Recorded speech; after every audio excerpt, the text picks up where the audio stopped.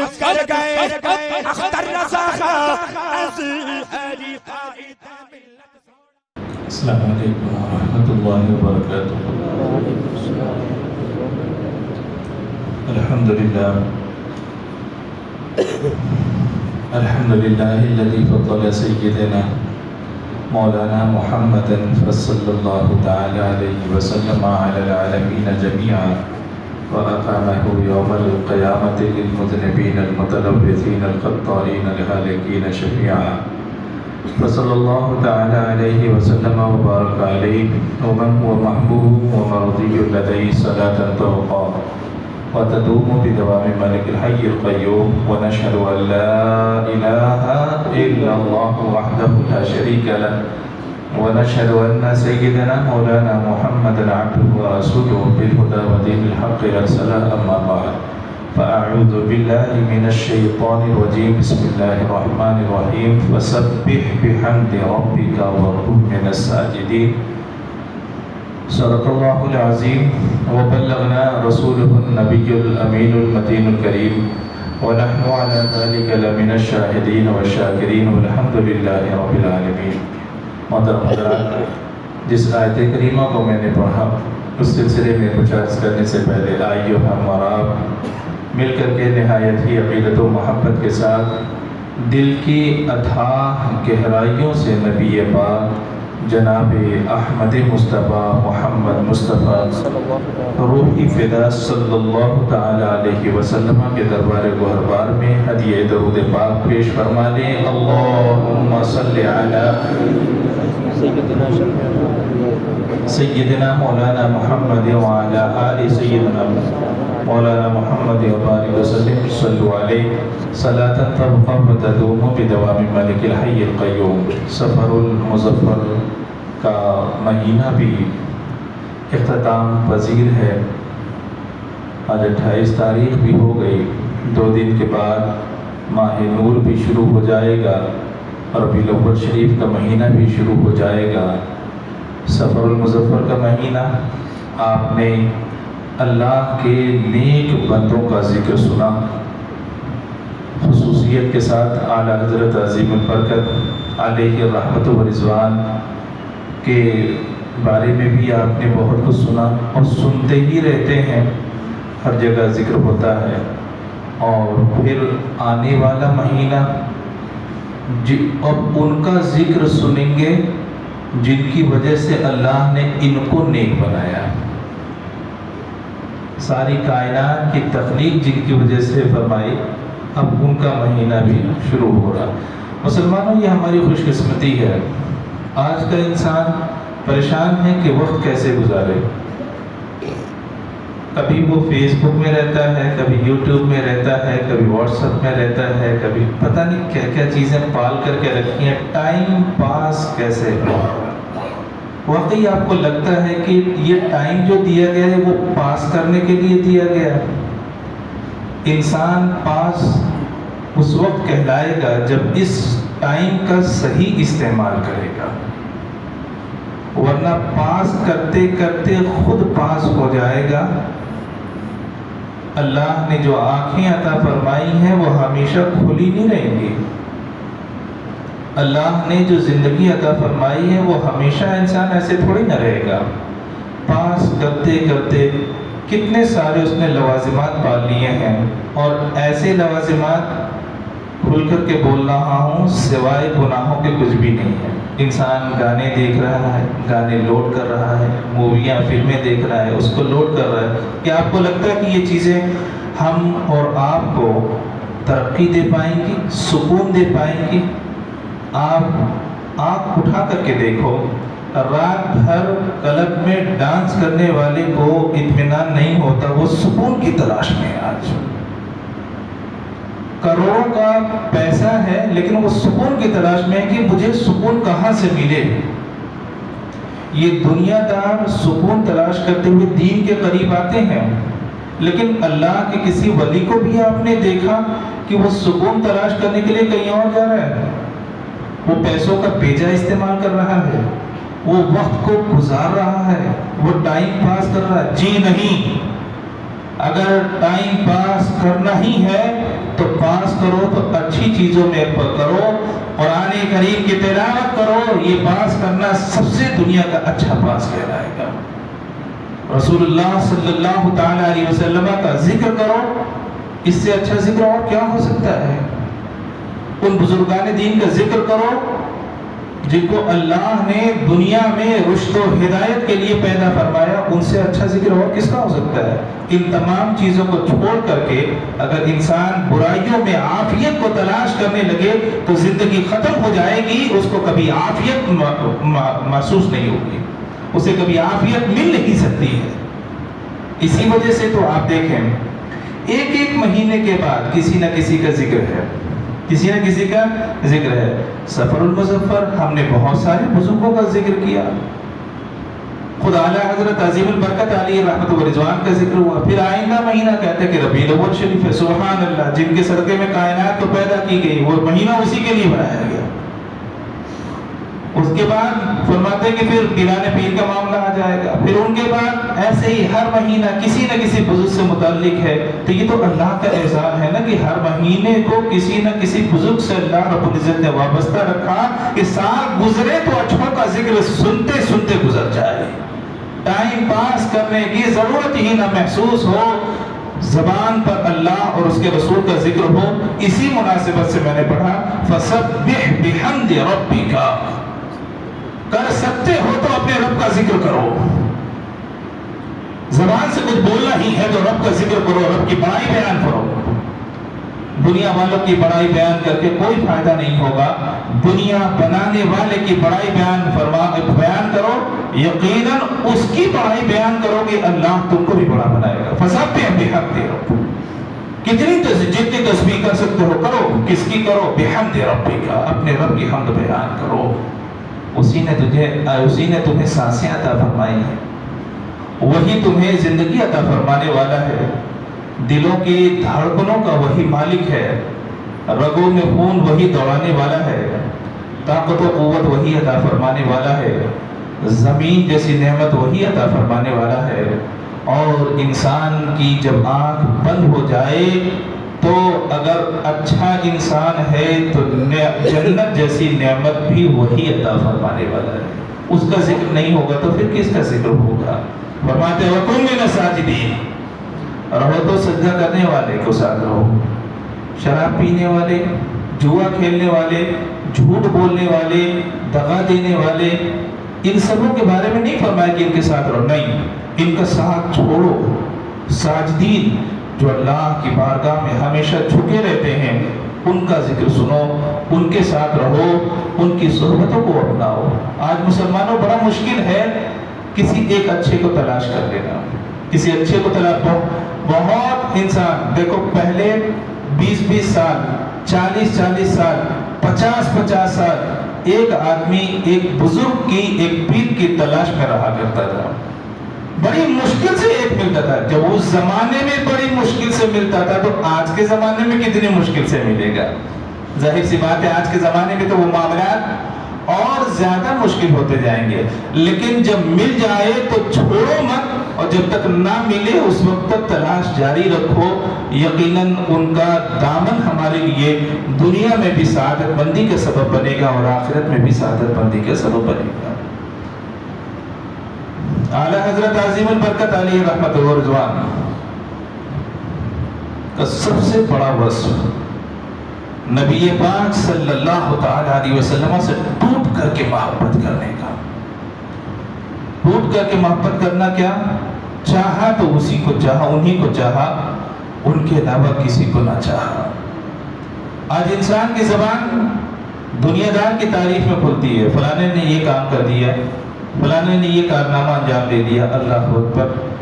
اعلیٰ حضرت عظیم البرکت علیہ رحمت و رضوان کی زبان کھلی تو نبی پاک صلی اللہ تعالی علیہ وسلم کی، اور دنیا دار کے لیے تو کھلی ہی نہیں، اور جب کھولنے کے لیے کہا تو ارشاد فرمایا کرو مدح اہل دول رضائی، دنیا داری کی میں تعریف کروں، دنیا داروں کی میں تعریف کروں، اور اس بلا میں میری بلا میں نہیں کرنے والا، یہ تو ایسی بلا ہے جس میں میری بلا پڑ جائے، میں اس کو کرنے والا نہیں، میں گدا ہوں اپنے کریم کا، میں گدا ہوں اپنے کریم کا، میں اس پیغمبر کی بارگاہ کا گدا ہوں جہاں پر مانگتے تاجدار پھرتے ہیں، جہاں مانگنے والوں کی دنیا میں یہ مثال ہے کہ جو بڑے بڑے تاجدار ہیں، شہنشاہ زمانہ ہیں، اس بارگاہ کے محتاج ہے، میں اس بارگاہ کا گدا ہوں، اور اس گدا کا حال یہ ہے کہ جو گدا ہوتا ہے وہی زمانے کا تاجدار ہوا کرتا ہے۔ چاہو تو اس کو چاہو جن کا خود کا یہ حال کہ جسم پر پھٹے پرانے کپڑے ضرور ہیں، لیکن ان کپڑوں کی زیارت کے لیے عرش اعظم سے فرشتے آیا کرتے۔ حضرت عائشہ صدیقہ طیبہ طاہرہ رضی اللہ تعالی عنہ فرماتی سرکار کو جن کپڑوں میں کفن دیا گیا، جس کپڑے میں نبی پاک صلی اللہ تعالی علیہ وسلم کو کفنایا گیا، فرماتے ہیں کہ وہ دھلا ہوا کپڑا تھا، بس کوئی نیا کپڑا نہیں تھا۔ اللہ کو ارشاد فرماتی ہے ان کپڑوں کو حقیر نہ جانو، واللہ العظیم یہ وہ کپڑے ہیں کہ جن کی زیارت کے لیے عرش اعظم سے فرشتے آیا کرتے ہیں، جن کی زیارت کے لیے عرش اعظم سے فرشتے آیا کرتے، انہی کی محبت پہ جیو گے تو یقیناً دنیا بہت اچھی گزرے گی اور زندگی کی جو حقیقی لذت ہے وہ حاصل ہوگی۔ فرماتے ہیں پھر کے گلی گلی تباہ، یہ دنیا میں ادھر ادھر پھرنا کیوں، ہر ایک کے دربار میں جانا کیوں؟ دنیا کا یہ اصول ہے کہ اگر ایک کے دربار میں جاؤ گے وہاں کام نہیں ہوگا، دوسرے کے، تیسرے کے، چوتھے کے، پانچویں کے، ایک چھوٹا سا کام حکومت کا کرانا ہو تو دیکھ لو تجربہ ہو جائے گا۔ فلانے بابو کے پاس جاؤ، فلانے کلیکٹر کے پاس جاؤ، فلانے منشی جی کے پاس جاؤ، فلانے کام کرنے والے کے پاس جاؤ، یہاں وہاں وہاں وہاں وہاں، اور خدا نخواستہ اگر آپ کورٹ کچہری کے معاملے میں پڑ گئے تو اگر سر کے بال کالے ہوں تو سفید ہو جائیں گے، کوئی بھی معاملہ حاصل کرنے تک، کوئی بھی معاملہ حاصل ہونے تک سفید ہو جائیں گے، اور وہ بھی معاملہ حاصل ہوگا یا نہیں ہوگا نہیں بول سکتے، پھر بھی اگر فیصلہ بھی ہوگا تو پتہ نہیں کس کے حق میں ہوگا نہیں بول سکتے۔ لیکن یہ وہ بارگاہ ہے، یہ وہ بارگاہ ہے جہاں پر ضمانت دی جاتی ہے کہ جو یہاں کا ہو گیا پھر اسے کہیں اور جانے کی ضرورت نہیں ہے، پھر اسے کہیں اور جانے کی ضرورت نہیں ہے، اور جو یہاں کا ہو گیا دنیا کی بھی اچھی ہونے کی ضمانت ہے اور آخرت کی بھی اچھی ہونے کی ضمانت ہے۔ فرمایا اسی بارگاہ کے بن کے رہو، بخدا خدا کا یہی ہے تھا۔ اب یہاں سے جاؤ گے تو کہاں جاؤ گے؟ دنیا داروں کے پیچھے گھومو گے؟ دنیا داروں نے جو بڑے بڑے اپنے دربار بنا کر کے رکھے ہیں، آپ دیکھو ان کے درباروں کا یہ حال، ان کو بکتے ہوئے دیر نہیں لگتی ہے، ان کو بکنے میں دیر نہیں لگتی ہے، اگر نہ بکا تو وہ ایک خدا کا بندہ ہے جو نہیں بکتا۔ رسول اللہ صلی اللہ تعالی علیہ وسلم کی خود کی بارگاہ ایسی جو دنیا کی عظیم ترین بارگاہ، اور جو ان کی بارگاہ سے وابستہ ہو گیا وہ بھی انمول ہو گیا، اب اسے کوئی خرید نہیں سکتا، اب اسے کوئی خرید نہیں سکتا۔ تو اعلیٰ حضرت عظیم البرکت علیہ رحمت و رضوان نے بھی جو درس دیا، جو بتایا، اسی بارگاہ سے وابستہ ہونے کا بتایا۔ میں نے ایک موقع پر عرض کیا تھا، دوسری مرتبہ جب حج پر جانے کا ارادہ تھا، ارادہ ابھی نہیں ہوا تھا، اہلیہ بڑے فرزند یہ جا رہے تھے، جھانسی میل ٹرین آتی تھی اس زمانے میں، وہاں پہ چڑھانے کے لیے گئے تھے۔ جب چڑھانے لگے تو دل میں اتنی بے قراری ہوئی اور یہ محسوس ہوا کہ تم نہیں چلتے رضا، سارا تو سامان گیا، اپنے گھر والے جا رہے ہیں، سامان جا رہا ہے، اپنی اولاد جا رہی ہے، اپنی اہلیہ جا رہی ہے، تم کب چلو گے؟ اللہ اکبر! یہ بات کس کے دل میں ہو سکتی ہے جو واقعی نبی پاک صلی اللہ تعالی علیہ وسلم سے ایک دم ٹوٹ کر کے محبت کرتا ہو؟ یقیناً یہ محبت کی طرف اسی کے دل میں ہو سکتی ہے۔ آئے واپس، نہ سوئے رات بھر، اور ان کی طرف کو بھی والدہ نے سمجھ لیا اور ارشاد فرمایا جہاں کہ تم امید رکھتے ہو، بتانے کی بھی ضرورت نہیں ہے، اچھے جو لوگ ہوتے ہیں نا وہاں زبان کھولنے کی ضرورت نہیں ہوتی ہے، سب کچھ معلوم ہو جاتا ہے۔ والدہ نے کہا جہاں کا ارادہ کیے ہو وہاں پہ روانہ ہو جاؤ، خوشی خوشی روانہ ہو گئے، اور جب دوبارہ پہنچے تو وہ جہاز جس میں اہلیہ کو جانا تھا، فرزند کو جانا تھا، ابھی بھی ممبئی کی بندرگاہ پہ کھڑا ہو کر کے انتظار کر رہا تھا کہ جب تک وہ نہیں آئیں گے اس وقت تک یہاں سے چلنے کے لیے تیار نہیں ہوں گے۔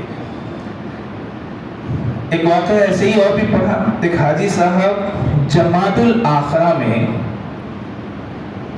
آپ نے حج کا ارادہ فرمایا۔ ربیع الاول شریف چل رہا ہے، اردو کے مہینے بھی یاد رکھ لیں، جنوری فروری ہمارے بچوں کو ایل کے جی یو کے جی میں پڑھایا جاتا ہے، تو فرماتے ہیں کہ اردو بھی ہمارا حق ہے بھائی، اردو کو بھی پڑھنا چاہیے۔ یہ جو اردو کے مہینے ہیں محرم، صفر، ربیع الاول، ربیع الاخر، جمادی الاول، جمادی الاخر، ان کے بھی کم سے کم نام یاد ہونے چاہیے، کب کون سا مہینہ شروع ہو رہا ہے، کب کون سا ختم ہو رہا ہے، ان کی بھی ہمیں جانکاری ہونی چاہیے۔ ہم نہیں جانکاری رکھیں گے تو اور کون جانکاری رکھے گا؟ ظاہر سی بات ہے ہمارے اوپر ان تمام چیزوں کی ذمہ داریاں عائد ہوا کرتی ہیں۔ فرماتے ہیں جمادی الاخرہ، اب تو بہت شارٹ کٹ ہو گیا، زمانہ بہت مختصر ہو گیا، اب لوگ حج کرنے کے لیے جاتے ہیں جب ایام حج شروع ہونے میں ایک دن، آدھا دن، 2-3 دن باقی رہتے ہیں تب پہنچنے کے۔ بھائی اس زمانے میں لوگ پیدل بھی سفر کرتے تھے، پانی کے جہاز سے بھی سفر کرتے تھے، جدہ اتر کر کے باقاعدہ اونٹوں کے ذریعے سے مکہ المکرمہ پہنچا کرتے، پہلے جایا کرتے تھے، اور کبھی کوشش کرتے کہ سالوں سال وہیں پہ رہ جائیں۔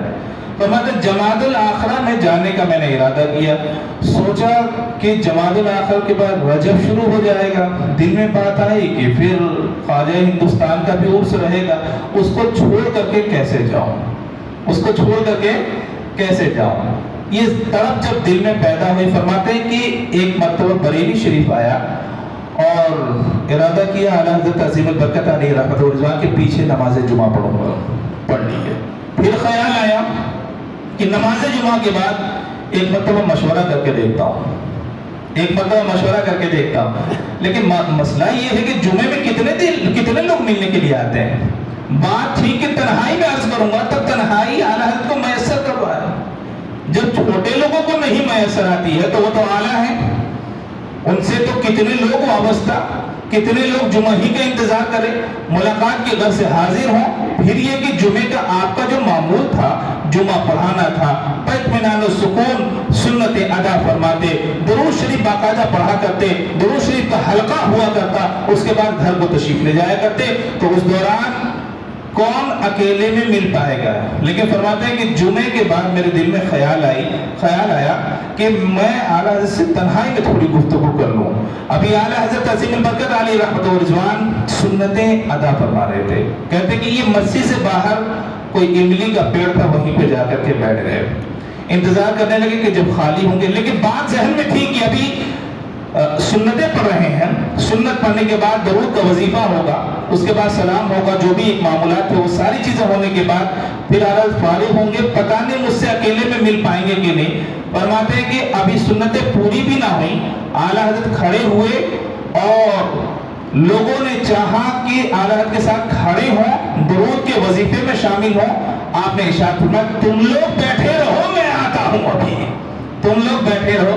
مسجد سے باہر نکلے، املی کے پیڑ کے پاس پہنچے، حاجی صاحب سے فرمایا اب بتائیے آپ کیا کہنا چاہتے ہیں، اب بتائیے آپ کیا کہنا چاہتے ہیں۔ جی ہاں، یہ وہ لوگ ہیں کہ دلوں کی باتیں بھی ان سے مخفی نہیں رہا کرتی محترم، کوئی چھپانا چاہے تو کیا چھپائے، اور یہ اتفاقیہ طور پہ نہیں ہوا بلکہ باقاعدہ طور پہ بےمانہ ہوا کہ لوگ جب آنے لگے منع فرمایا نہیں تم یہی بیٹھو، اور یہ بھی فرمایا کہ ابھی درود کا وظیفہ بھی ہوگا، یہی بیٹھے رہنا، میرے ساتھ نہیں آنا۔ اچھا جاتے تو کہیں اور چلے جاتے، نہیں وہیں گئے جہاں کا معاملہ تھا، وہیں پہ گئے۔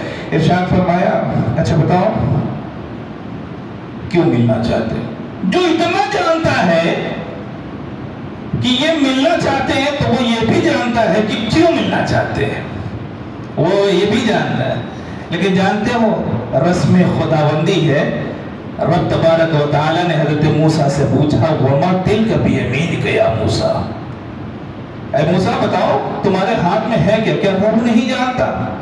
رب دیکھنے پہ قادر نہیں، سب کچھ ہے، سب کچھ ہے، آئے ہو بتانے کے لیے تو اپنی زبان سے بولو، یہ ایک سنت کا طریقہ ہوا کرتا ہے۔ اس لیے اعلیٰ حضرت عظیم البرکت علیہ رحمۃ اللہ فرماتے ہیں بتائیے کیا معاملہ ہے؟ بڑے ششومت پہ پڑے تھے، کہا حضور میں خواجہ غریب نواز کے عرس میں بھی شامل ہونا چاہتا ہوں۔ ارشاد فرمایا بالکل تشریف لے جائیے، آپ شامل ہوں گے۔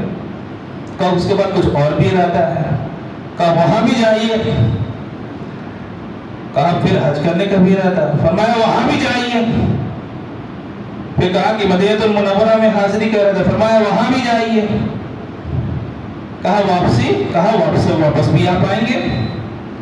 تو بڑی سرگوشی میں یعنی کان کے پاس جا کر کے کہا کہ حضور میرے پاس صرف 250 روپے ہیں۔ اس وقت کی بات سرگوشی میں عرض کیا حضور میرے پاس صرف 250 روپے ہیں۔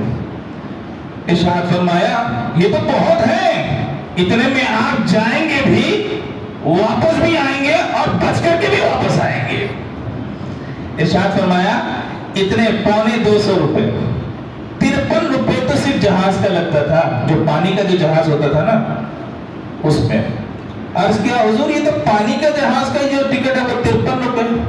کہا آپ کے لیے ہم 20 روپے میں کرا کے دیں گے، آپ کے لیے ہم 20 روپے میں کرا کے دیں گے۔ کہا حضور ایسا ہوگا؟ کہا بالکل ہوگا، آپ جائیے تو صحیح، آپ جائیے تو صحیح۔ حاجی صاحب فرماتے ہیں میں اجمیر شریف گیا، اجمیر شریف کے بعد پھر پیلی بھیت آیا، پھر بریلی شریف آیا، پھر اس کے بعد ممبئی گیا، اور جہاز کا ٹکٹ واقعی 53 روپے تھا۔ میں نے ایک خادم سے کہا بھئی ایک ٹکٹ لاؤ۔ کہا 53 روپے دو؟ کہا نہیں 53 تو نہیں دوں گا۔ تو کہا کہ 53 سے تو کم نہیں ہوتا، 1-2 روپے اوپر نیچے ہوتا۔ کہا میں تو 20 ہی دوں گا۔ فرمایا کہ یہ مذاق مت کریں آپ، یہ مذاق نہ کریں آپ۔ فرمایا بھنڈی بازار میں یہی حاجی صاحب تیسرے دن بیٹھے ہوئے تھے اور ایک اعلان کرنے والا اعلان کر رہا تھا کہ 53 روپے کا ٹکٹ تو ہے، جانے والا نہیں جانا چاہتا، کوئی ایسا آدمی ہے جو 20 روپے میں اس کو خرید لے؟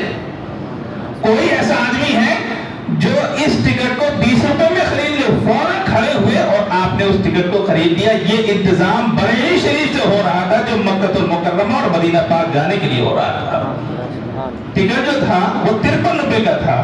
جانے والے نے کہا اب ہم نہیں جائیں گے تو اس ٹکٹ کو بیچ دیں، تو کہا کہ کوئی ہے جو اس کو 20 روپے میں خرید لے؟ فرمایا اعلیٰ حضرت بریلی شریف میں جائیے آپ کا انتظام 20 روپے میں اللہ کے رسول کے صدقے میں ہوتا چلا جائے گا۔ کہاں نظر رہا کرتی ہے، کہاں دیکھ لیا کرتے ہیں، اور جو فرما دیا وہ ہو کر کے رہا، وہ ہو کر کے رہا۔ فرماتے ہیں میں جدہ پہنچا پانی کے جہاز سے۔ اب وہاں یہ خبر آئی کہ ہم سے پہلے جو قافلہ گیا تھا وہ لوٹ لیا گیا، قافلے پہ حملہ ہو گیا اور لوگوں کو جان سے مار دیا گیا۔ رکنے کا حکم ہوا، 1 ہفتے تک ہم لوگ وہیں پہ رکے رہے۔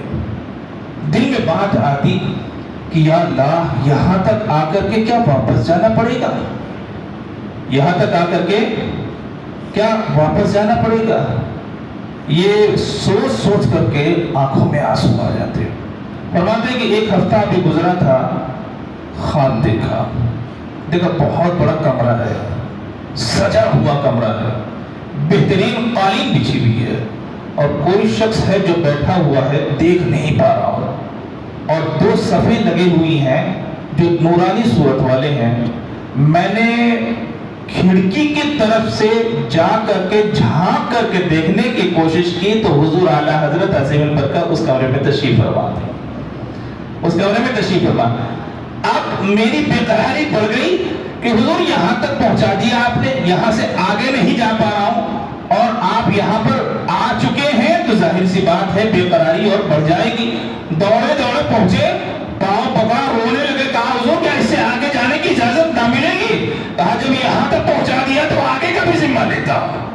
فرمایا جب یہاں تک پہنچوا دیا تو آگے کا بھی ذمہ لیتا ہوں۔ جو 2 صفیں نورانی لوگوں کی بیٹھی ہوئی تھی، آپ نے ارشاد فرمایا ان کا مکہ المکرمہ پہنچانے کا انتظام کیا جائے۔ آنکھ کھل گئی، سب کچھ ختم ہوا، آنکھ کھل گئی، یہ خواب کی بات تھی، آنکھ کھلی، سب کچھ ختم ہوا تو دیکھا اونٹ والے اونٹ لے کر کے آ رہے ہیں اور اعلان کر رہے ہیں کہ مکہ المکرمہ چلنے والے تیار ہو جائیں، قافلہ جانے کے لیے تیار ہے۔ پہلے راستہ امن و امان کے ساتھ نہ تھا، امن و امان کا نہ تھا، آج امن و امان کا دن ہے، جن کو جانا ہو ہمارے ساتھ فوراً تیار ہو جائے۔ یہ انتظامات اللہ کے حبیب ایسوں سے کروایا کرتے ہیں۔ فرماتے ہیں مکہ المکرمہ پہنچا، مکہ المکرمہ پہنچا، وہاں ایک ایسے شیخ سے ملاقات ہوئی جنہوں نے 1 2 نہیں بلکہ 25 حج فرمائے، 25 حج ادا فرمائے۔ انہوں نے کہا تم کہاں سے آئے ہو؟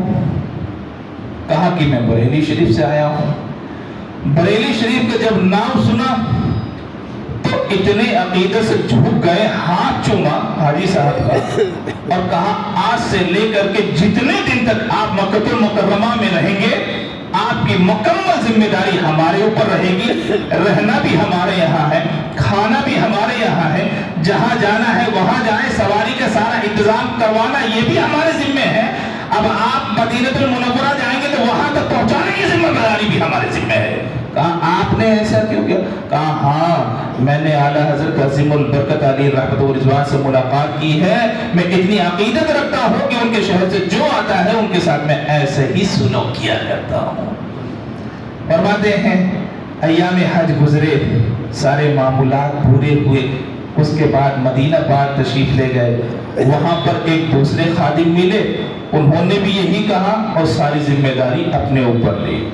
مکمل حج ہوا، مدینہ پاک کی حاضری ہوئی، اور جانتے ہیں جمادی الاخر خود فرماتے ہیں کہ سب کچھ کرنے کے بعد 9 مہینے کے بعد تقریباً ہندوستان واپسی ہوئی تھی، اور جس جھولی میں میں پیسے رکھتا تھا اس جھولی کو گھر پہنچ کر کے میں نے کھولا تو ابھی بھی اس میں 7 روپے باقی تھے، ابھی بھی 250 روپے میں سے ابھی بھی 7 روپے باقی تھے۔ اور پھر اس کے بعد جب اعلیٰ حضرت عظیم البرکت علی رحمت و رضوان کی بارگاہ میں گیا تو بے ساختہ آنکھوں سے آنسو جاری ہو گئے، مسکرا کر کے ارشاد فرمایا میں نے یہی تو کہا تھا آپ آسانی کے ساتھ جائیں گے، آسانی کے ساتھ آئیں گے، اللہ کے رسول کے صدقے میں اللہ آپ کا سارا انتظام فرما دے گا، اللہ کے رسول صلی اللہ تعالیٰ علیہ وسلم کے صدقے میں سارا انتظام فرما دے گا۔ مسلمانوں یہی تو وہ لوگ ہیں جن کی طرف ہم جھکتے ہیں، یہی تو حقیقت میں یہ اللہ کے مقربین، یہی تو حکم من الساجدین میں سے ہیں، سجدہ کرنے والے تو یہی ہیں جن کا دل تڑپتا ہے تو اللہ اور اس کے رسول کے لیے تڑپتا ہے، جو روتے ہیں تو اللہ اور اس کے رسول کے لیے رویا کرتے ہیں، بولتے بھی ہیں تو اللہ اور اس کے رسول کے لیے بولا کرتے ہیں۔ اور بات یہ ہے کہ جس میں جب تک جان ہے اے اللہ اور اے پیغمبر اعظم صلی اللہ تعالیٰ علیہ وسلم تیری دین کی تبلیغ کرتا رہوں گا، یہی مومن کی علامت ہوا کرتی ہے۔ کبھی نئے لباس کے لیے نہ تڑپے، کبھی دنیا داری کے لیے نہ تڑپے، ہاں اگر دل میں تڑپ پیدا ہوتی تو عبادتوں کے لیے تڑپ پیدا ہوا کرتی۔ جانتے ہیں ایک دن فجر کا وقت تھا اور پانی نہیں تھا، ٹینک جو بنا ہوا تھا جس میں پانی رکھا جاتا تھا، اس زمانے میں تو لوگ لا لا کر کے ڈالتے تھے، فرماتے ہیں پورا گھر خالی تھا۔ تو جب وقت ہوا فجر کا تو گھر والوں نے کہا حضور پانی نہیں ہے۔ آپ نے فرمایا اچھا ایک گزارش ہے، اوپر جگہ خالی رہتی ہے، آپ حضرات اوپر بھی چلے جائیں، اوپر جگہ خالی رہتی ہے، ادھر جا کر کے بھر جاتے ہیں، اس سے بہتر اوپر پہلے اوپر چلے جائیں، اوپر کی مسجد پہلے فل کر پہلے اس کو بھر لیں۔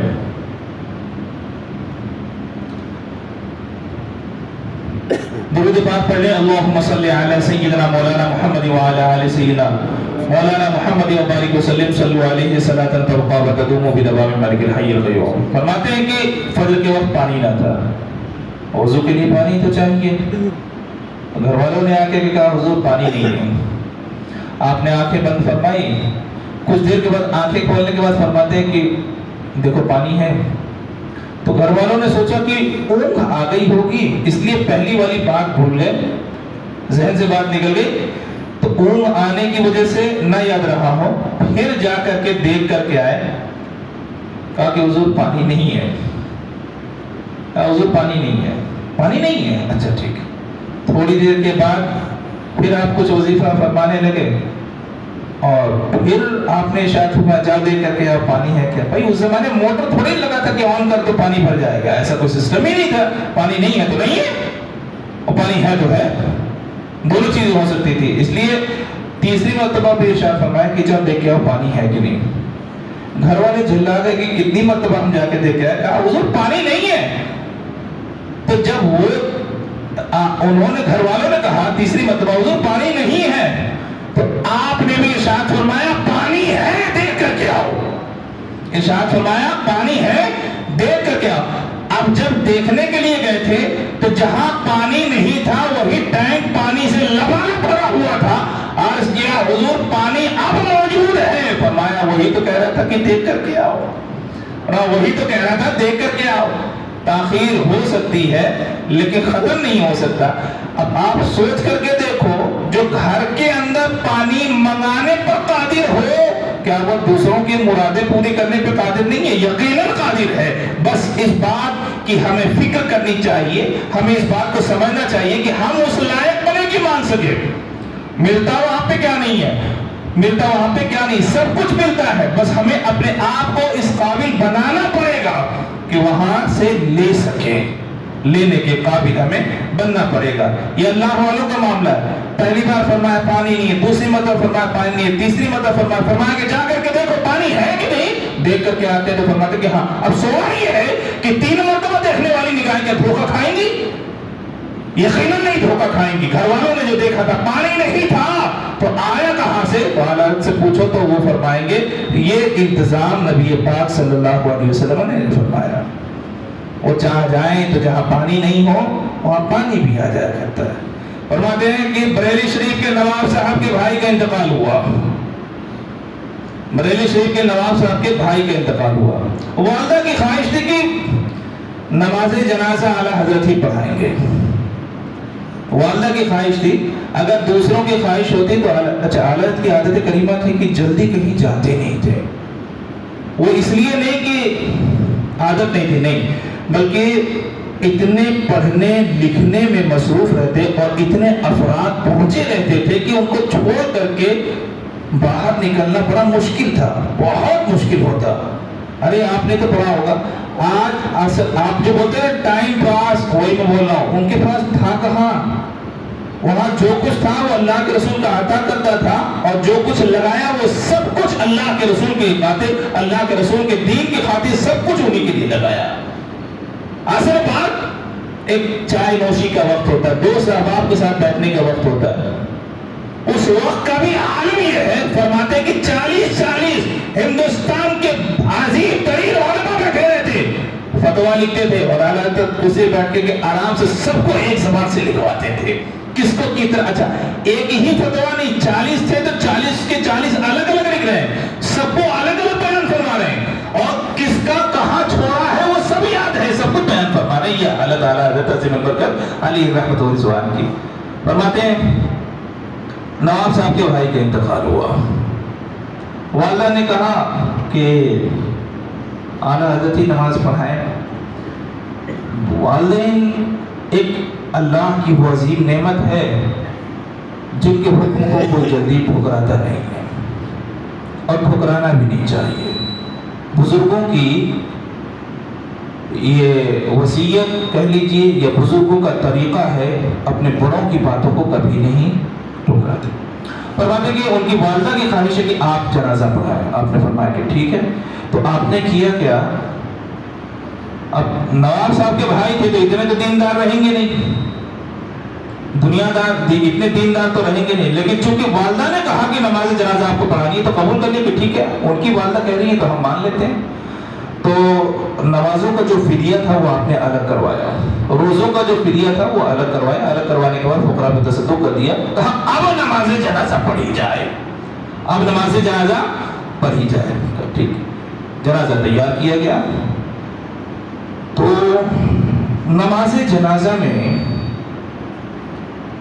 پہلی تکبیر کے بعد ثنا, دوسری تکبیر کے بعد درود شریف مسلمانوں ہمیں پڑھ لینا چاہیے.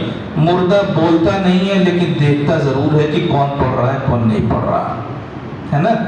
اور تیسری تکبیر کے بعد دعائے جنازہ پڑھی جاتی ہے. اللہم اغفر لحینا ومیتنا وشاہدنا وغائبنا وصغیرنا وکبیرنا. پوری نماز جنازہ کی دعا. ایک دعا یاد کرنا بڑا ہمارے لیے مشکل ہے. اعلیٰ حضرت کو 50 دعائیں یاد تھی زبانی. 50 دعائیں جتنی حدیث شریف میں وارد ہوئی ہیں سب اعلیٰ حضرت کو یاد تھی. بلکہ آپ نے ایک رسالہ ہی ترتیب دے دیا. ساری نماز جنازہ کی جو دعائیں ہیں سب اس میں آپ نے جمع فرما دی. فرماتے ہیں کہ تیسری تکبیر کے بعد جب نماز جنازہ کی دعا کی بات آئی اعلیٰ نے بڑی دیر تک ایک ایک کر کے ہر دعا کو پڑھا اور بڑی دیر کے بعد پھر آپ نے تکبیر کہی, سلام پھیرا, مردے کو دفنایا گیا. اور رات میں وہ خاتون جن کے شوہر کا انتقال ہوا تھا ان کی بیوی نے خواب میں دیکھا کہ میرے شوہر بڑی اچھی حالت میں ہیں. ان کی بیوی نے خواب میں دیکھا میرے شوہر بڑی اچھی حالت میں ہیں. امید تو تھی نہیں کیونکہ دنیا دار تھے. تو تعجب سے پوچھا آپ اتنی اچھی حالت میں ہیں؟ آپ آرام سے. فرمایا ہاں آرام سے ہوں اور اعلیٰ حضرت کے صدقے میں ہوں. کہا ہوا کیسے؟ فرمایا اور نواب صاحب کے جو بھائی انتقال کر گئے تھے انہوں نے کہا کہ ایک تو یہ کہ اعلیٰ حضرت نے میری نماز جنازہ پڑھائی اور نماز جنازہ میں اتنی دعائیں پڑھی کہ اللہ تبارک و تعالیٰ نے میرے سارے گناہوں کو معاف فرما دیا. بات سمجھ میں آئی؟ اچھے کام اچھے لوگوں سے کرائے جائیں تو اللہ کی رحمتوں کا بھی نزول ہوا کرتا ہے. تو ہم ایسے بزرگوں کے ماننے والے ہیں. دعا ہے کہ اللہ تبارک و تعالی ہم سب کو انہی بزرگوں کے دامن سے زندگی بھر وابستہ رہنے کی توفیق عطا فرمائے. ان کے مشن پر پوری زندگی عمل کرنے کی توفیق عطا فرمائے اور ان کا ہم سب کو صدقہ عطا فرمائے. وما علینا الا البلاغ.